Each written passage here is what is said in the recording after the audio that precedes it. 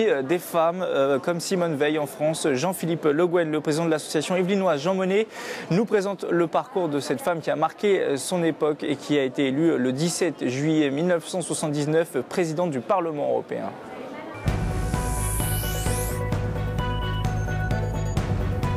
Voici le résultat du scrutin. Madame Veil, 192 voix.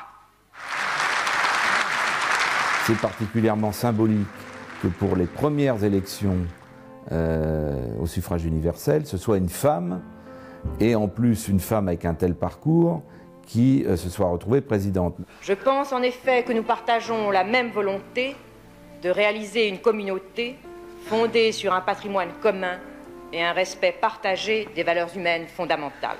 De par son parcours, évidemment, une femme qui a été elle-même déportée pendant la Seconde Guerre mondiale, qui a été à l'origine aussi des lois pour libéraliser l'avortement donc dans son pays.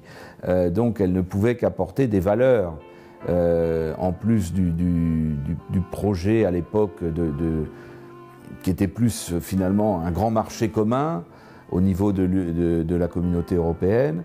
Et les citoyens ne voyaient pas très bien quel rôle jouait ce Parlement européen, qui était à l'époque, d'ailleurs avant elle, composé de membres des parlements nationaux qui étaient désignés et envoyés au Parlement européen. Le fait qu'il y ait des grands leaders politiques a permis sans doute de mobiliser les électeurs, de les intéresser à ces élections.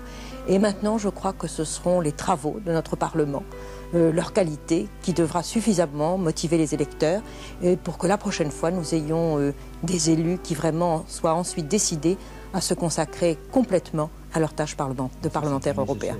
Donc elle a véritablement mis le Parlement européen sur une nouvelle voie. Et je dirais, elle a vraiment voulu que le Parlement européen soit beaucoup plus connu.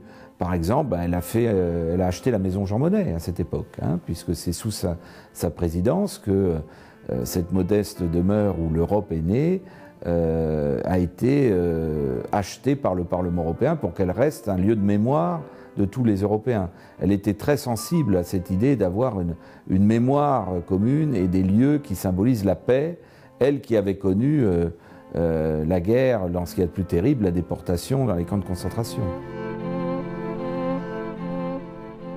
L'Europe se doit d'offrir à tous ses citoyens le plus de liberté possible dans un souci de coexistence solidaire et pacifiée en multipliant les échanges dans tous les domaines.